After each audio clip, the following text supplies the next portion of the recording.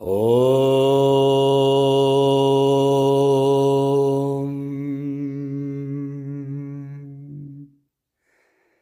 Brahmanandam Paramasukadam Kevalam Jnanamurtim Dvandvatitam Gangana Sadrisham Tattvamasyadilaksham Ekam Nityam Vimalamachalam Sarvadi Sakshibhutam Bhavatitam Trigunarahitam Sadgurum Tam Namami. Dear Seeker of Truth, welcome. This work that we are going to talk about is one of the most sacred dialogues because it happens between two enlightened beings. One is Ashtavakra, the other is King Janaka, which was Ashtavakara's disciple. So in it you will have a glimpse of the instruction of an enlightened being so that you can achieve liberation, and also the vision of how a liberated being stands, acts, what is his experience. So pay attention to these teachings, fill your heart with surrender, devotion, sacredness, because that is the way to enjoy it the most. May it blossom in your heart, may you also find liberation.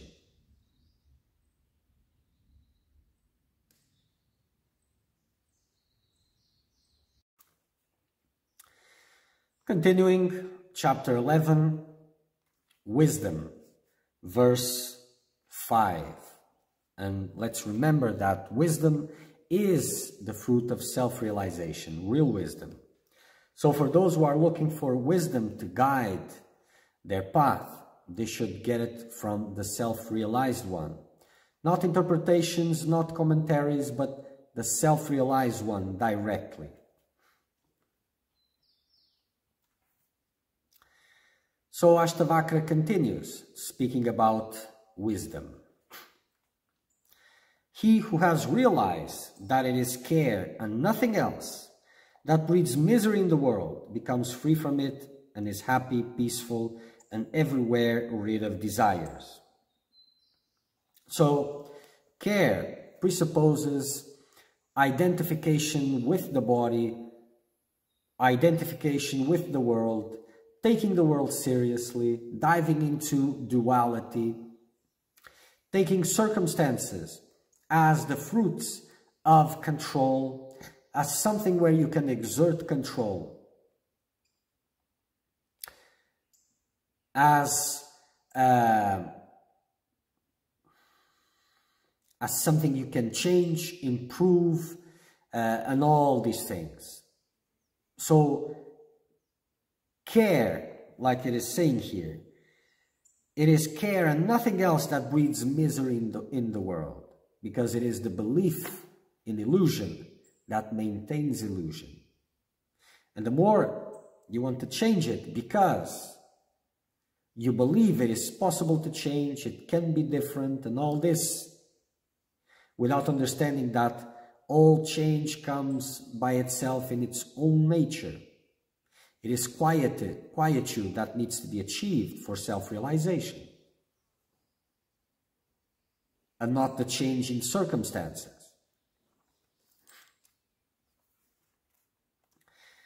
So once he knows that it is care that breeds misery in this world. And I'll give an example, a very good example. There are many seekers of truth that want to help others, because they see others in pain and they want to take that pain out of others. But the universe has revolved around and around and brought that pain to that individual, or it was his past actions, it doesn't matter. But it is there with a purpose. And the purpose is to awaken that being to the true purpose in life. And it brings challenges that will help him in some way to transcend his level of limitation, to acknowledge the emptiness of his endeavors. So once you remove that from the person, you're removing the opportunity given. And by that, you are helping, for one, to maintain that level of consciousness / level of misery, and you are actually participating in the misery of that person and in your own. So if the person hasn't taken the full extent of that situation because you have taken the suffering, then it will have to experience much more suffering to have the same effect. So in your world of do's and don'ts, things don't really work that way. But this is much lower understanding just for you to understand. But coming back,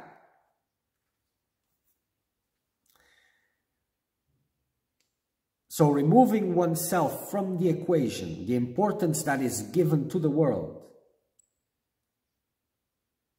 is really reducing the misery or ending that suffering. So when it becomes free from care, it is happy, because he remains in his natural state, peaceful and everywhere rid of desires. And again, it is the self-realized being who reaches really this level, this state, once he gets rid of care.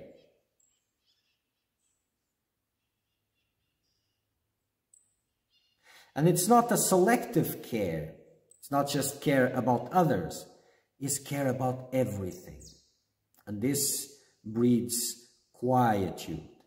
And quietude breeds dissolution of illusion. And with dissolution of illusion comes self-realization.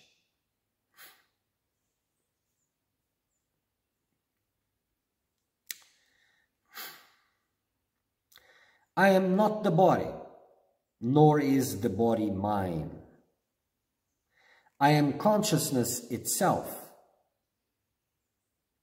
He who has realized this for certain does not remember what he has done or not done, as if he has attained the state of absoluteness. So the one who knows this for certain, and on this level, convinced I am consciousness alone, I am that ocean of pure and infinite consciousness, I am not this body, nor is this body mine. So the eyes, the attention closes itself for the individual, for the body, and the actions of the body. And without that importance, even memory becomes weak or unexistent. As if he has attained the state of absoluteness. But again, it is the knower of truth that really has realized that he is consciousness itself, and is not identifying with the body. He knows I'm not the body, and the body is not mine, because it doesn't exist. And he doesn't remember things, because not even memory works.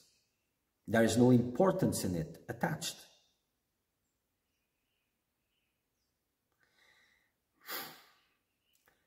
Because he has attained the state of absoluteness. So the one who is a seeker of truth and not a knower looks at the wisdom brought forth by the knower of truth, and looks at its experience, its own experience, through the lens of the knower of truth. Removes identification with the body, with the actions of the body, remains in quietude and stillness, dissociates completely of it,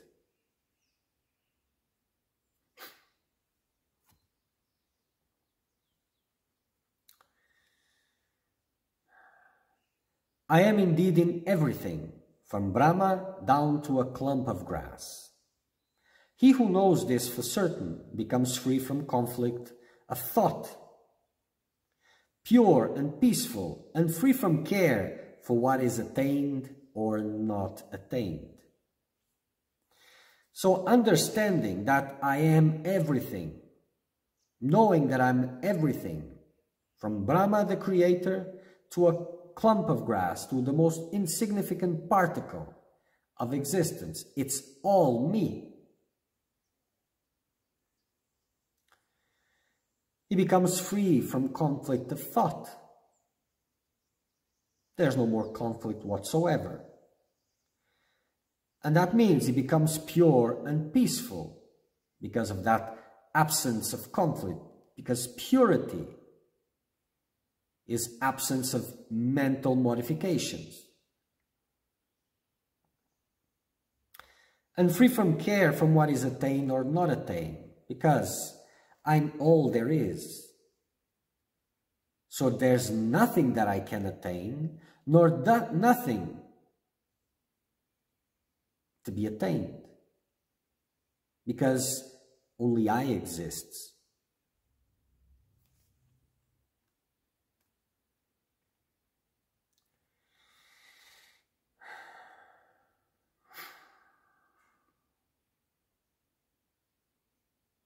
So in this sense, duality loses its meaning.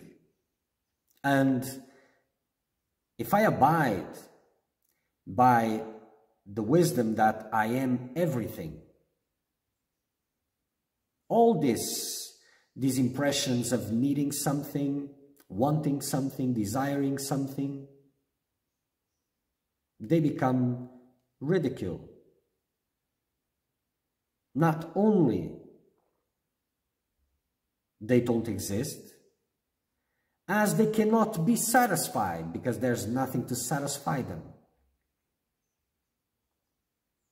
So everything becomes meaningless.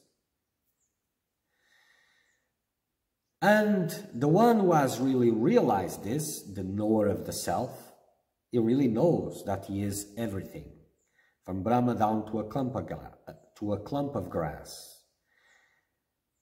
And he is the one who knows this for certain, because this has been his experience. It is the fruit of his realization. And becomes free from conflict of thought. There are no more thoughts that create conflict. It is just pure. No more modifications. Pure and peaceful, because that is the nature of the self. It is his reality. And free from care from what is attained or not attained, because he knows there is nothing to be attained or not attained. There's nothing besides himself. And the universe is just a complete illusion, without any existence whatsoever.